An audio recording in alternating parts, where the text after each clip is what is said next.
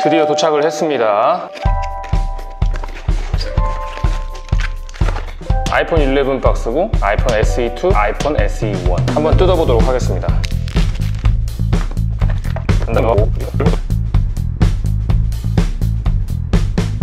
최근에 아이폰에서 초기 세팅할 때는 보기 힘든 이 홈 버튼 햅틱 관련된 설정 화면도 나오는 게 조금 다른 점이라면 다른 점이라 볼 수 있을 것 같아요.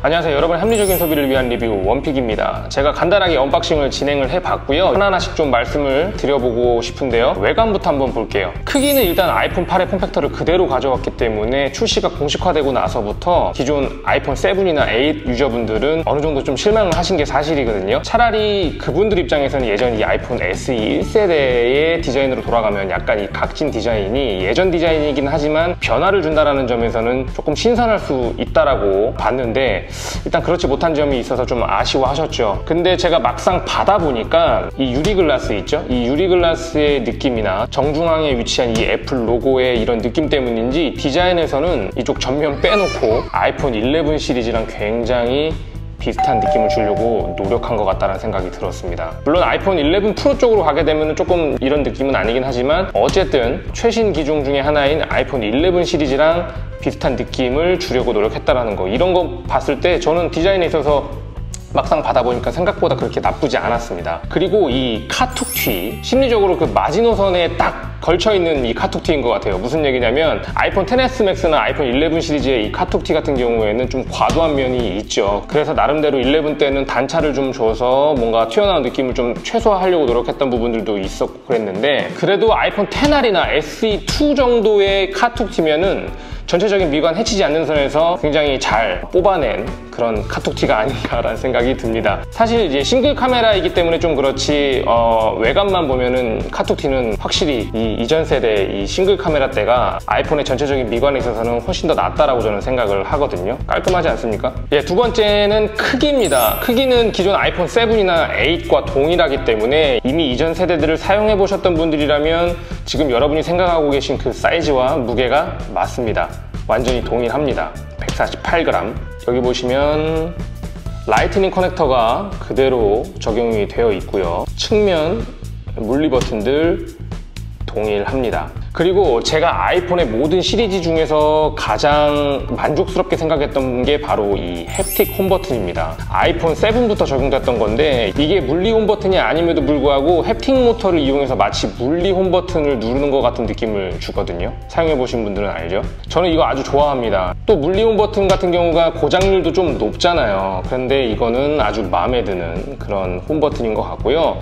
페이스 아이디가 없기는 하지만 요즘 같은 시국에 마스크를 계속 써야 하기 때문에 이 지문 아이디 이거는 제가 볼 때는 역주행각입니다. 저도 요즘에 아이폰을 사용하면서 이 두 대를 사용하고 있거든요. 아이폰 11과 SE1. 근데 모든 결제 관련된 거를 이 아이폰 SE1에다가 다 몰아놨습니다. 왜냐면 마스크를 벗지 않아도 지문으로 다 결제가 가능하니까. 그런 측면에서 보면 전 이번에 아이폰 이 지문 인식 아이디 역주행각이라고 생각을 합니다. 그냥 정신승리하는 거죠. 예, 외관에 있어서 총평을 한번 해보자면 똑같다. 그런데 배면 유리글라스 느낌은 꽤 괜찮다. 아이폰 7 유저들은 배면 글라스 때문에 그래도 조금은 신선할 수가 있을 것 같고요. 아이폰 8 유저들은 변화가 거의 없다고 생각이 들어서 조금은 실망을 하실 수도 있을 것 같아요. 그 다음은 기능에 대한 부분들인데요. 사실 기능은 좀 더 사용을 해봐야 알 수 있을 것 같기는 한데 일단 크게 바뀐 점부터 한번 설명을 드려보면 카메라에서 퀵테이크 샷이 추가가 되었습니다. 이 기능은 사실 꽤 상위 기종이라고 할 수 있는 아이폰 X, XR, XS, XS 맥스 등에서도 구현되지 않는 기능이거든요. iOS 업데이트로 가능한 게 아니라 디바이스 자체에서 구현되도록 한 것 같아요. 그런데 이 기능이 SE2에서는 가능하다라는 거. 저도 이 기능을 굉장히 많이 사용하고 있습니다. 아마 사용하실 때 굉장히 편하실 거예요. 그리고 인물 사진입니다. 홈페이지에 보면 뭐 향상된 버케 효과 및 심도 제어 기능을 지원하는 인물 사진 모드가 지원되고 6가지 효과의 인물 사진 조명이 있습니다. 자연 조명, 스튜디오 조명, 윤곽 조명, 무대 조명, 모노, 하이키 모노 뭐 이렇게 6가지가 있는데 이것도 기존 7과 8에서는 지원되지 않던 기능입니다. 그리고 영상 촬영할 때 스테레오 녹음 기능이 추가가 되었습니다. 그래서 그래서 영상 같은 거 녹음하실 때 소리의 방향에 따라 수음이 되니까 사운드에서 조금 더 생동감이 있게 됩니다. 어떤 분들은 영상 촬영하실 때 수음이 일관되게 되지 않는다고 해서 이 기능 아예 꺼놓고 사용하시는 분들도 계시는데요. 이건 직접 녹화를 해보시면서 개인 취향에 맞춰서 설정하시면 될 것 같아요. 그 다음은 배터리인데요. 배터리는 기존 아이폰 8과 동일하다고 홈페이지에 나와 있고요.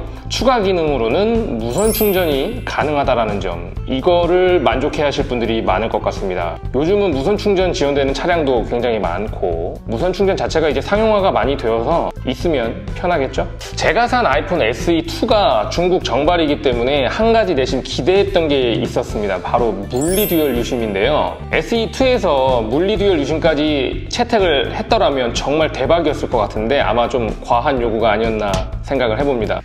일단 여기까지 간단한 개봉기 및 몇 가지 변화된 특징들에 대해서 리뷰해 봤고요. 제가 며칠 더 사용해보면서 자세한 내용들을 한 번 더 리뷰를 하도록 하겠고요.